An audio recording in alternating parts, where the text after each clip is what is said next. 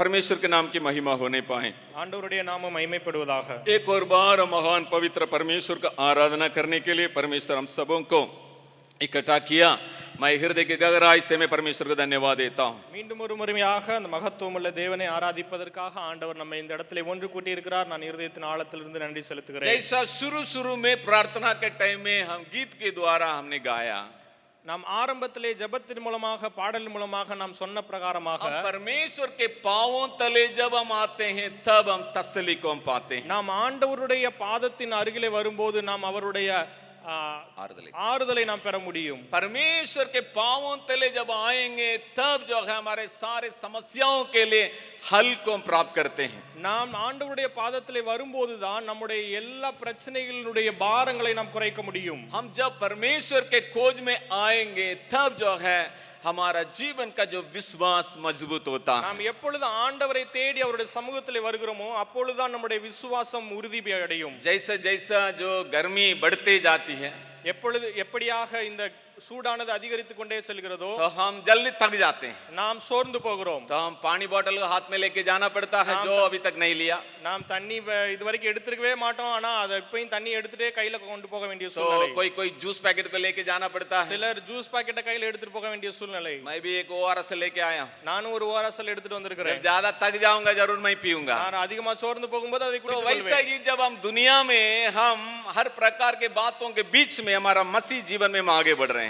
அதே போலதான் இந்த உலகத்திலே अनेक சூழ்நிலைகளில் இந்த உலகத்திலே நாம் ஆண்டவருடைய கூட அவருடைய வாழ்க்கையை நாம் வாழ்ந்து கொண்டிருக்கிறோம். मसीह जीवन में हम आगे बढ़ते हैं। நாம் கிறிஸ்துவ வாழ்க்கையிலே தொடர்ந்து முன்னேறி கொண்டிருக்கிறோம். मसीह सेवकाई में हम आगे बढ़ते हैं। நாம் ஆண்டவருடைய ஊழியத்திலே தொடர்ந்து முன்னேறுகிறோம். कई बातों के द्वारा हम जल्दी थक जाते हैं। अनेक காரியங்களினாலே நாம் சோர்ந்து போய் விடுகிறோம். कभी-कभी किसी का शब्द जो है जब कान में आता है हम थक जाते हैं। சில நேரங்களிலே சிலருடைய வார்த்தைகள் நம்முடைய காதுகளிலே படும் பொழுது நாம் சோர்ந்து போகிறோம். कभी-कभी कुछ बातों को हम खो देते हैं, हम थक जाते हैं। சில நேரங்களிலே நாம் சில காரியங்களை இழந்து விடும்போது நாம் சோர்ந்து போகிறோம். कभी-कभी जब जिन बातों को हम अपेक्षा नहीं किए हैं जब वो हो जाता है तब हम थक जाते हैं। சில நேரங்களிலே நாம் எதிர்பார்க்காத காரியங்கள் நம்முடைய வாழ்க்கையிலே நடைபெறும் பொழுது நாம் சோர்ந்து போகிறோம். कभी-कभी जब हम कल्पना करके हम डर जाते हुए हम थक जाते हैं। சில நேரங்களிலே நாம் கற்பனை செய்து பயந்து போய் இருக்கிற சூழ்நிலையில் நாம் சோர்ந்து போகிறோம். लेकिन इन सारे वातावरण के बीच में जब हम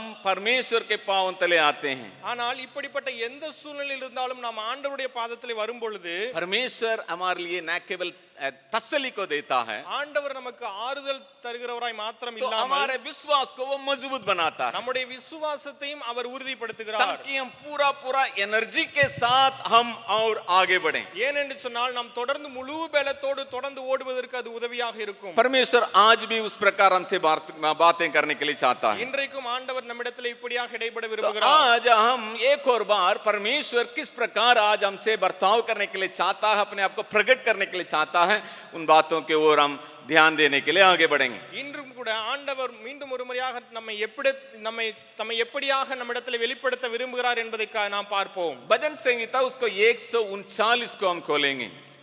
139ஆம் சங்கீதத்தை நாம் எடுத்துக்கொள்வோம். इसका पहला वचन को हम पढ़ेंगे। அதனுடைய முதலாவது வசனத்தை நாம் படிப்போம். भजन संहिता 139 एक पहला वचन। हे यहोवा, हे यहोवा, तूने मुझे जांच कर जान लिया है।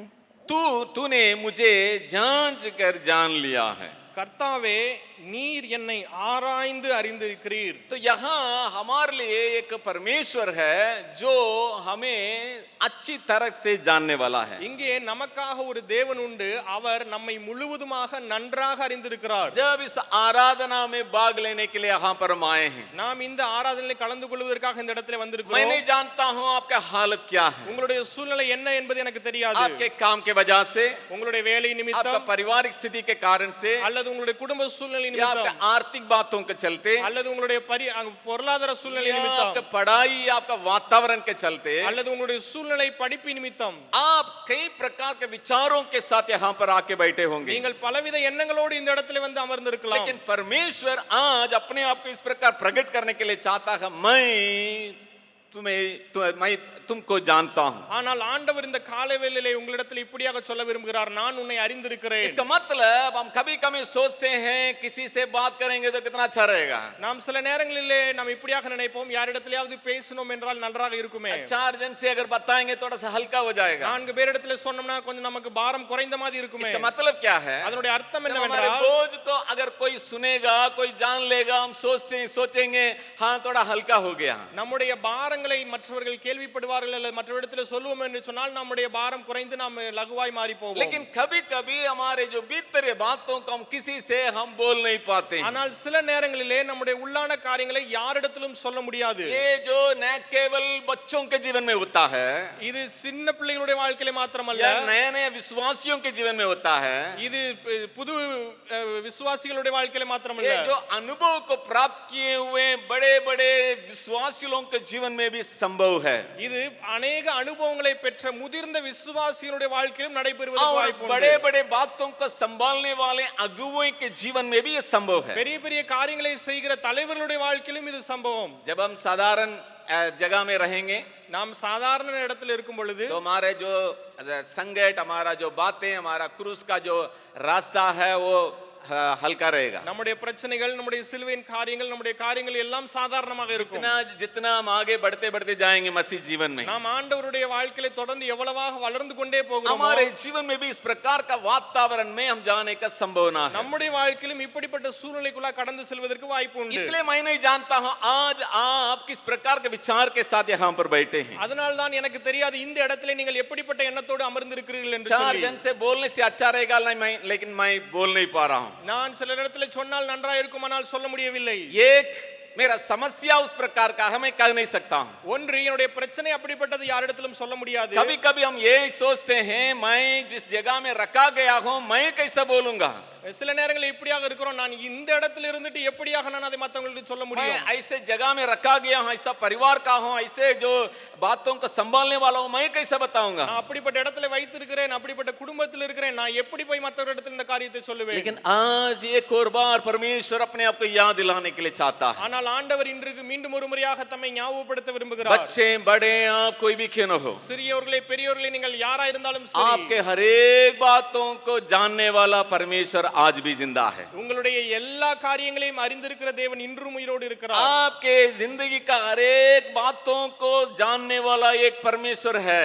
உங்களுடைய வாழ்க்கையின் எல்லா காரியங்களையும் அறிந்த ஒரு தேவன் உண்டு. बच्चे कभी कभी सोच सकते हैं சிறுவர்களே நீங்கள் ஒருவேளை तो நினைக்கலாம், मेरे बातों को जानने के लिए कोई होगा, என்னுடைய காரியங்களை புரிந்து கொள்வதற்கு யாரும் இருக்கிறார்களா? लेकिन ये सुबह के वक्त में मैं बताने के लिए चाहता हूँ, ஆனால் இந்த காலை வேளையில் நான் சொல்ல விரும்புகிறேன், वचन के आधार पर बताने के लिए இந்த चाहता हूँ। வசனத்தின் அடிப்படையில் நான் சொல்ல விரும்புகிறேன். बच्चे आप कोई भी क्यों न हो, நீங்கள் சிறுவர்களா இருந்தாலும் சரி, आपके हर एक बातों को जानने वाला एक परमेश्वर, प्रेमी परमेश्वर है। உங்களுடைய எல்லா காரியங்களையும் அறிந்து கொள்கிற தேவன் ஒருத்தர் உண்டு. जब यहाँ पर हम इस प्रकार इस दृष्टिकोण से इसके आधार पर हम परमेश्वर के बारे में देखेंगे, நாம் இப்படிப்பட்ட எண்ணத்தோடு நாம் ஆண்டவரை குறித்து அறியும் முயற்சி செய்யும் यहाँ பொழுது, मत्ती सुसमाचार उसका 26वां अध्याय को थोड़ा सा खोलेंगे। இங்கே மத்தேயு எழுதின சுவிசேஷம் அதனுடைய 26வது அதிகாரத்தை நாம் திருப்பிக் கொள்ளலாம். हम इन सारे बातों को हम जानते हैं। இந்த காரியத்தை எல்லாம் நான் நன்றாக அறிந்திருக்கிறோம். यहाँ 7वां वचन से अगर हम देखेंगे, இங்கே 7வது வசனத்திலிருந்து பார்க்கும் பொழுது यहाँ एक स्त्री के बारे में यहाँ बातें लिखा हुआ है। இங்கே ஒரு ஸ்திரியை குறித்து காரியங்கள் எழுதப்பட்டிருக்கிறது. 7वां वचन को थोड़ा पढ़ेंगे। तो एक स्त्री संगमरमर के पात्र में बहुमूल्य इत्र लेकर उसके पास आई, और जब वह भोजन करने बैठा था तो उसके सिर पर उंडेल दिया। ஒரு ஸ்திரீ விலையேற பெற்ற பரிமளமுள்ள தைலமுள்ள வெள்ளைக்கல் பரணியை கொண்டு வந்து அவர் போஜன பந்தியில் இருக்கும்போது அந்த தைலத்தை அவர் சிரசின் மேல் ஊற்றினாள். यहाँ देखिएगा एक स्त्री जो बहुमूल्य ऐसा एक इत्र है उसको लेके प्रभु यीशु मसीह का सिर पर वहां पर उंडेल रही है। இங்கே நாம் பார்க்கிறோம், ஒரு ஸ்திரீ விலையேற பெற்ற பரிமள தைலமுள்ள ஒரு வெள்ளைக்கல் பரணியை கொண்டு வந்து இயேசுவினுடைய தலையின் மேலே அதை உடைத்து ஊற்றுகிறாள். यहाँ दो झुंड के लोग या दो प्रकार का जानकारी को आगे के वचन में हम देख सकते हैं। இங்கே இதை தொடர்ந்து நாம் பார்க்கும் பொழுது ரெண்டு வகையான அல்லது ரெண்டு தரப்பட்ட மக்களை நாம் பார்க்க முடியும். देखिएगा एक झुंड है जो चेले लोगों के बारे में हम देखते हैं। இங்கே ஒன்று சீசர்களை குறித்து எழுதப்பட்டிருக்கிறது. हम इन ये जो घटना को हम मरकुस रचित सुसमाचार में भी देख सकते हैं, यूहन्ना में भी देख सकते हैं। இந்த காரியத்தை மார்க்குவிலும் பார்க்க முடியும், யோவான் சுவிசேஷத்திலும் பார்க்க முடியும். एक में लिखा है यूदास कारियोत के बारे में लिखा है, இங்கே ஒரு இடத்துல சொல்லப்பட்டிருக்கிறது யூதாஸ் காரியத்தை குறித்து ये எழுதப்பட்டிருக்கிறது. दूसरा जगह में लिखा है सारे चेले लोग, ऐसा लिखा है। இன்னொரு இடத்துல எழுதப்பட்டிருக்கிறது எல்லா சீசர்களும் என்று थोड़ा எழுதப்பட்டிருக்கிறது. ध्यान से सुनिएगा, கவனமாய் கேளுங்கள். ये जो स्त्री काम की இந்த ஸ்திரீ இப்படியாக கிரியை செய்தால் तो चेले लोगों का नजर में कैसा दिखाई पड़ा मालूम है?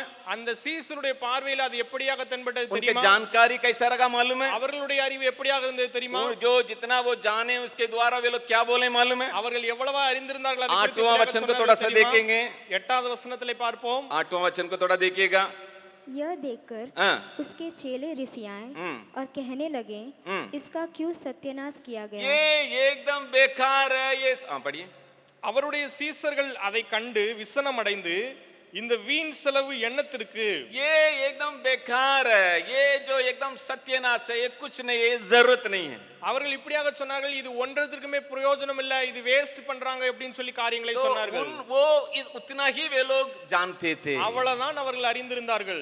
चेले लोग यीशु के साथ रहने के बावजूद भी சீசர்கள் இயேசுவோடு கூட இருந்த பின்பும் ये கூட अन्य लोग नहीं है, அவர்கள் வேறு மற்றவர்கள் அல்ல. ये प्रभु यीशु मसीह से मिलने के लिए जो आया हुआ लोग नहीं है, அவர்கள் இயேசுவிடத்திலே சந்திப்பதற்காக வந்தவர்கள் அல்ல. यीशु से बुलाए गए लोग, அவர்கள் இயேசுவால் यीशु அழைக்கப்பட்டவர்கள், के संग रहने वाले हैं, இயேசுவோடு கூட இருக்கிறவர்கள், यीशु के हर एक बातों को देखने वाले हैं, இயேசுவினுடைய எல்லா காரியங்களையும் यीशु के பார்க்கிறவர்கள், मंशा को हर एक उनका क्रिया के द्वारा हर दिन हर बातों में देखने वाले हैं। அவருடைய ஆண்டவருடைய இயேசு கிறிஸ்துவினுடைய கிரியின் மூலமாக அவருடைய இருதயத்தின் எல்லா காரியங்களையும் அறிந்தவர்கள். तमिल में अच्छा से लिखा है, இது வீணா न करो, एकदम ये सत्य ना, ये कुछ नहीं, ये बेकार है। தமிழ் அருமையாக எழுதப்பட்டிருக்கிறது, இது ஒன்றத்திற்கும் பிரயோஜனம் இல்லாமல் வீண் செலவு என்று சொல்லப்பட்டிருக்கிறது. लेकिन यहाँ हम देखते हैं प्रभु यीशु मसीह के बारे में, ஆனால் இயேசுவினுடைய காரியத்தை இங்க பார்க்கும் பொழுது 10वां वचन में क्या लिखा है? இங்கே 10வது வசனத்தில் என்ன எழுதி இருக்கிறது? 10वां वचन को थोड़ा सा देखेंगे।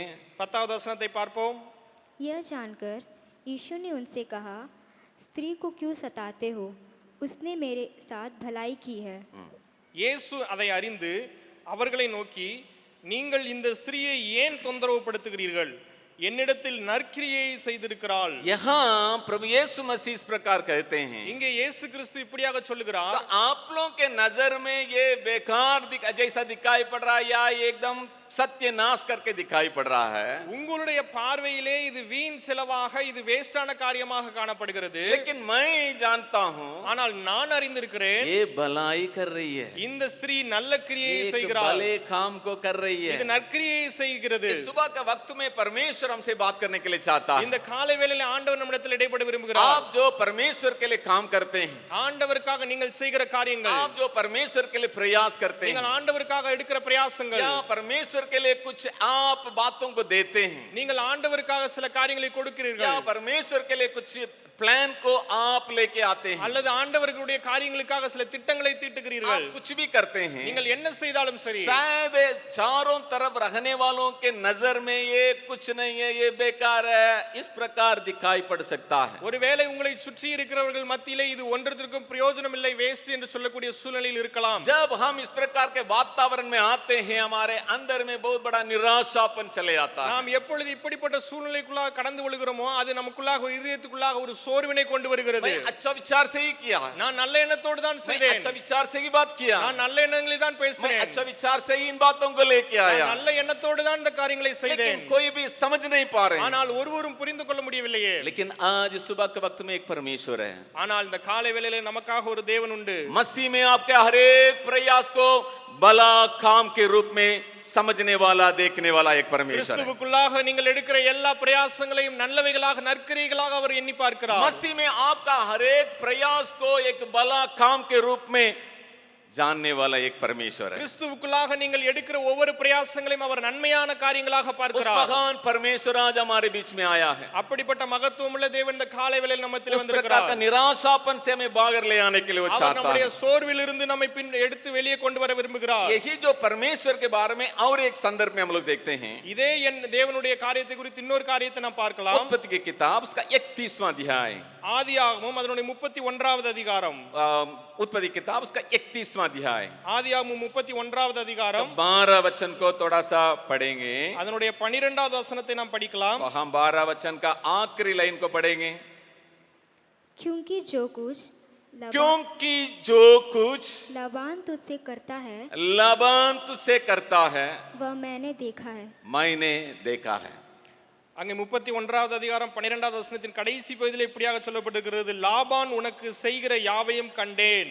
यहाँ अगर आप अंग्रेजी बाइबल में देखेंगे वहां लिखा है I have seen all that Laban has been doing. ஆங்கில மொழிபெயர்ப்பில் இப்படியாக எழுதப்பட்டிருக்கிறது, லாபான் உனக்கு செய்து கொண்டிருக்கிற எல்லா காரியங்களையும் நான் பார்த்து கொண்டிருக்கிறேன். वो जो जो तुम्हारे विरोध में कर रहा है, तुम्हारे बारे में जो गलत विचार के साथ कर रहा है, सारे बातों को मैं जान रहा हूं, मैं देख அவன் रहा हूं। உனக்கு விரோதமாக என்னென்ன சதி திட்டங்களை தீட்டிக் கொண்டிருக்கிறானோ, என்னென்ன காரியங்களை செய்து கொண்டிருக்கிறானோ எல்லாவற்றையும் நான் பார்த்து கொண்டிருக்கிறேன். कभी कभी हम थक जाते हैं நாம் சில நேரங்களில் சோர்ந்து போய் விடுகிறோம். क्योंकि ये लाबान के अंडर में है अभी।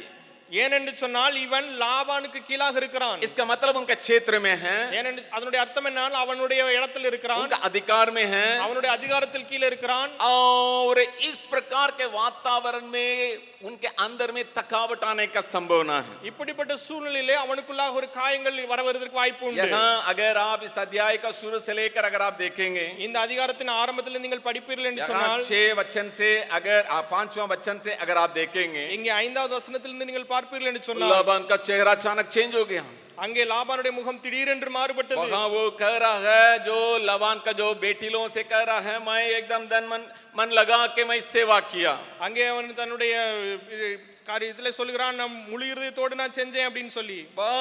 वो कहता है मैं पूरा मैं सेवा किया। நான் முழு இருதயத்தோட ஊழியம் செய்தேன்னு சொல்லி சொல்லப்பட்டிருக்கிறது. आगे भी कहता है बार बार मेरा जो सैलरी या तनख्वाह या मेरे लिए जो भलाई मिलना चाहिए वो सबको जो वो चेंज किया। அங்கே அதை தொடர்ந்து பார்க்கும்போது எனக்கு கிடைக்க வேண்டிய சம்பளம், எனக்கு கிடைக்க வேண்டிய காரியங்கள் எல்லாவற்றையும் அவர் அடிக்கடி மாத்தினார்னு लेकिन சொல்லப்பட்டிருக்கிறது. देखिएगा उस प्रकार का जो बड़ा एक हाथ के नीचे जब रहने के समय में, அப்படிப்பட்ட ஒரு கடினமான கரத்தின் கீழே இருக்கும் பொழுது, अन्य देश में रहने के समय में, அங்க வேறொரு தேசத்துல இருக்கும் பொழுது, तो ये इनसे कुछ नहीं कर पाता है या हो नहीं पाता उस प्रकार का वातावरण में அவர் தன்னால் ஒன்றும் செய்ய முடியாத அல்லது ஒன்றும் செய்யக்கூடாத ஒரு சூழ்நிலையில் இருக்கும் பொழுது परमेश्वर कहता है, ஆண்டவர் சொல்லுகிறார், लाबान जो भी कर रहा है मैं उसको देखता हूं। லாபான் உனக்கு செய்து கொண்டிருக்கிற எல்லா காரியங்களையும் நான் பார்க்கிறேன். कभी कभी हमारे दिल में हम सोचते हैं, சில நேரங்களில் நம்முடைய இருதயத்தில் இப்படியாக நினைக்கிறோம், मैं अपने ताकत से मैं कुछ नहीं कर पा रहा हूं, நான் என்னுடைய பலனால ஒன்றும் செய்ய मैं முடியவில்லையே, जानता हूं मेरे विरोध में क्या क्या बातें हो रहा है। எனக்கு விரோதமாக என்னென்ன நடக்கிறது என்று நான் அறிந்திருக்கிறேன். जब कभी भी हम दक्षिण जाने के लिए या छुट्टी में जाने का जो उस वक्त में हम चले आते हैं, நாம் எப்பொழுது தமிழ்நாட்டிற்கு நம்முடைய லீவிற்காக போகும் பொழுது, நாம் அந்த சூழ்நிலை வரும் பொழுது, साउथ में बहुत जो मिशनरी लोग जो वहां से आए हैं वे लोग इस प्रकार की बातों को सामना करते हैं। இங்க தென் தமிழகத்திலிருந்து வந்த நிறைய மிஷனரிகள் இப்படிப்பட்ட சூழ்நிலையை भाई लोग साथ नहीं देते हैं, அங்க சகோதரர்கள் கூட பிறந்தவங்க रिश्तेदार लोग ஒத்துழைக்கிறது साथ नहीं देते हैं, உறவினர்கள் ஒத்துழைக்கிறது இல்லை. और बहुत जो बातों को सोच के इनको विरोध में कुछ बातों को लेने के लिए या उनको विरोध में कुछ चीजों को अपनाने के लिए बहुत योजनाओं को बनाते हैं। அவர்களுக்கு விரோதமாக अनेक காரியங்களை செய்கிறதற்கு அல்லது அவருடைய காரியங்களை அபகரித்துக் கொள்கிறதற்காக अनेक திட்டங்களை அங்க நடந்து कभी கொண்டிருக்கும். कभी हम साउथ जाते समय हम खुशी के साथ जाते हैं, சில நேரங்களிலே நாம் அங்க தமிழகத்திற்கு போகும் பொழுது நாம் சந்தோஷத்தோடு போகிறோம். कभी कभी हम बहुत बड़ा घबराहट के साथ हम जाते சில हैं, நேரங்களிலே மிகுந்த கலக்கத்தோடு போகிறோம். जो उस समस्या में क्या होगा, அந்த பிரச்சனையில என்ன நடக்கும், मेरे लिए कौन लड़ेगा। எனக்காக யார் வழக்காடுவார்கள். लेकिन यहाँ प्रभु कहता है, ஆனால் இங்கே ஆண்டவர் சொல்கிறார், आपके ऊपर का हाथ कितना भी बड़ा क्यों न हो, உனக்கு மேலே வைத்திருக்கிறவர்கள் எவ்வளவு கை வைத்திருக்கிறவர்கள் எவ்வளவு பெரியவர்களா இருந்தாலும் சரி, आपके ऊपर रहने वाला दबाव जितना भी बड़ा क्यों न हो, உனக்கு மேலே இருக்கிற அழுத்தம் பிரச்சனை எவ்வளவு பெருசா இருந்தாலும் சரி, परमेश्वर कहता है, ஆண்டவர் சொல்லுகிறார், हे याकूब, मैं सारे बातों को मैं देख रहा हूं। உன்னுடைய எல்லா காரியங்களையும் நான் பார்க்கிறேன். इसका मतलब तो विशेष रूप से बुलाए जाने के चलते मैं सारे बातों को मैं देख रहा हूं। இதனுடைய அர்த்தம் என்னவென்று சொன்னால், நான் உன்னை விசேஷமாக அழைத்த காரணத்தினாலே நான் உன்னை எல்லா காரியத்தையும் பார்த்து आपके கொண்டிருக்கிறேன். ऊपर एक विशेष बुलाहट होने के चलते मैं सारे बातों को मैं देख रहा हूं। உன்மேல் ஒரு விசேஷித்த அழைப்பு இருக்கிறனாலே உன்னுடைய எல்லா காரியங்களையும் நான் பார்த்து आपके கொண்டிருக்கிறேன். ऊपर एक विशेष मकसद को मैं रखा हूं पूरा करने के लिए, इसलिए मैं सारे बातों को मैं देख रहा हूं। உனக்கு மேலே ஒரு விசேஷித்த காரியத்தை நிறைவேற்றுவதற்காக நான் வைத்திருக்கிறேன். அதனால் உன்னுடைய எல்லா காரியங்களையும் நான் பார்த்து इस கொண்டிருக்கிறேன். सुबह के वक्त में हम उस प्रकार के परमेश्वर को आराधना करने के लिए यहाँ पर आए हैं। இந்த காலை வேளையிலே அப்படிப்பட்ட தேவனை ஆராதிப்பதற்காக நாம் வந்திருக்கிறோம். साथ ही साथ हम परमेश्वर के बारे में और भी एक बात को हम देखते हैं। அதோடு கூட ஆண்டவரை குறித்து இன்னொரு காரியத்தை நாம் பார்ப்போம். और मरकुस रचित सुसमाचार उसका 14 अध्याय, மத்தேயு எழுதின சுவிசேஷம் அதனுடைய 14வது அதிகாரம். यहाँ न केवल परमेश्वर हमारा जो भी क्रिया है उसको देखता है, இங்கே ஆண்டவர் நம்முடைய கிரியை மாத்திரம் பார்க்கிறவராய் அல்லாமல் और ये भी वो जानता हमारा विरोध में क्या क्या जो बातें लड़ रहा है, நமக்கு விரோதமாக என்னென்ன காரியங்கள் நடந்து கொண்டிருக்கிறது என்பதையும் அவர் அறிந்திருக்கிறார். और साथ ही साथ हमारा जो निर्बलता को भी वो जानता है। அதோடு கூட நம்முடைய பலவீனத்தையும் அவர் பார்க்கிறார். यहाँ अगर आप देखेंगे मरकुस रचित सुसमाचार उसका 14 अध्याय, இங்கே நாம் பார்க்கிறோம் மத்தேயு எழுதின சுவிசேஷம் 14வது அதிகாரம். यहाँ हम अच्छा से जानते हैं, पत्रस के बारे में हम पढ़ते हैं। இங்கே பேதுருவை குறித்து நாம் அறிந்திருக்கிறோம். यहाँ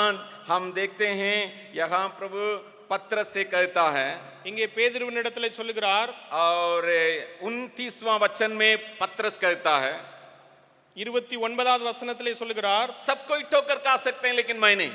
எல்லாரும் உன்னை விட்டு ஏமாத்தி விட்டு போவார்கள், நான் அல்ல. हम इस वचनों को जानते इसलिए मैं पढ़ने के लिए नहीं चाहता हूं, இந்த वचனத்தை நாம் நன்காக அறிந்திருக்கிறோம். लेकिन यहाँ परमेश्वर है ஆனால் இங்கே ஆண்டவர் நமக்காக உண்டு. जो बाहर हमारा बोली से या हमारे बाहर के रूप से हमारे भीतर ये कमजोरियों को जानने वाला, நம்முடைய பேச்சினாலும் நம்முடைய கிரியையினாலும் நம்முடைய உள்ளான பலவீனத்தை ஆண்டவர் அறிந்திருக்கிறார். बाहर बहुत कुछ दिखा सकते हैं, நாம் வெளியிலே நம்ம காண்பிக்க முடியும். हमारे हर एक बातों के द्वारा, हमारा सेवकाई के द्वारा, हमारा पढ़ाई के द्वारा, जो बाहर हमारा मुस्कुरापन के द्वारा हम दिखा सकते हैं सबसे एकदम आनंदित व्यक्ति मैं ही हूं। நம்முடைய பேச்சினால நம்முடைய கிரியையினால அல்லது மற்ற காரியங்களினால நாம் ரொம்ப பலவான் என்று காட்ட முடியும். कभी कभी हम ये दिखा सकते हैं, मैं किसी बातों को लेके घबराता नहीं, ऐसा मैं दिखा सकता हूं हमारे बाहरी रूप को लेके। சில நேரங்களிலே நம்முடைய வெளிப்படையான காரியங்கள் நிமித்தம் நம்ம சொல்ல முடியும், எதை குறித்து எனக்கு பயம் இல்லை கலக்கம் இல்லை என்று சொல்லி. लेकिन यहाँ एक परमेश्वर है। ஆனால் ஆண்டவர் நமக்காக இங்கே ஒருத்தர் पत्रस உண்டு. कहता है, मैं अपना जान को भी देने के लिए तैयार हूं। பேதுரு சொல்லுகிறார், நான் என்னுடைய ஜீவனையும் கொடுக்க முடியும் என்று சொல்லி. लेकिन पत्रस से प्रभु ने कहा,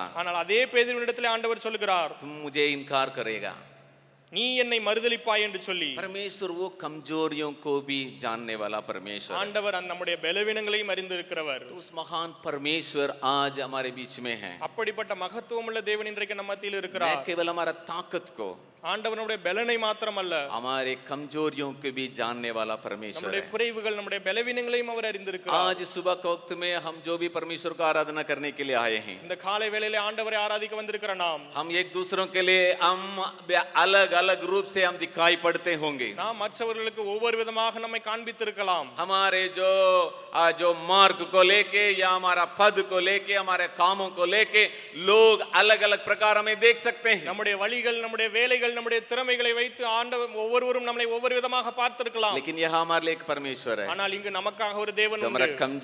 कमजोर बातों को भी जानता है, நம்முடைய பலவீனமான காரியங்களையும் அவர் हमारे அறிந்திருக்கிறார். कमजोरियों को जानते हुए हमें चलाने वाला परमेश्वर நம்முடைய है, பலவீனங்களை அறிந்து நம்மை நடத்துகிற தேவன். हमारे कमजोरियों को जानते हुए हमें संभालते ले जाने वाला एक परमेश्वर நம்முடைய है। பலவீனங்களை புரிந்து கொண்டு நம்மை கரம் பிடித்து நடத்துகிற தேவன். इसलिए बड़े क्यों न हो या बच्चे क्यों न हो, हम दुख होने के लिए कोई जरूरत नहीं है। ஏனால் சிறுவர்களாக இருந்தாலும் சரி, பெரியவர்களாக இருந்தாலும் சரி, நாம் கவலைப்படுவதற்கு அவசியம் இல்லை. हम चिंता करने के लिए कोई जरूरत नहीं है। நாம் கவலைப்படுவதற்கு தேவையில்லை. मेरे अंदर क्यों ऐसा विचार आ रहा है, எனக்குள்ளாக ஏன் இப்படிப்பட்ட எண்ணம் मेरे வருகிறது? अंदर में क्यों इस प्रकार के बातें आ रहा है, எனக்குள்ளாக ஏன் இப்படிப்பட்ட காரியங்கள் मेरे வருகிறது? जो भीतर इस प्रकार का संघर्ष क्यों आ रहा है? எனக்குள்ளாக இப்படி ஒரு காரியம் ஏன் வருகிறது? आपके जो हर प्रकार का कमजोरियों को जानने वाला परमेश्वर உங்களுடைய है, எல்லா பலவீனங்களையும் அறிந்திருக்கிற தேவன். आपके हर एक निर्बलता को जानने वाला परमेश्वर உங்களுடைய है। எல்லா பலவீனங்களையும் உங்களையும் அவர் அறிந்திருக்கிறார். आप कब आप कितना दूर उड़ सकते हैं, कब आप नीचे गिरेंगे, हर एक बातों को जानने वाला परमेश्वर है. உங்களுடைய நிலைமை என்ன, நீங்கள் எப்பொழுது தவறி விழுவீர்கள் என்பது எல்லாவற்றையும் அவர் அறிந்திருக்கிறார். आपको संभालने के लिए वो जानता है आपका ताकत कितना है.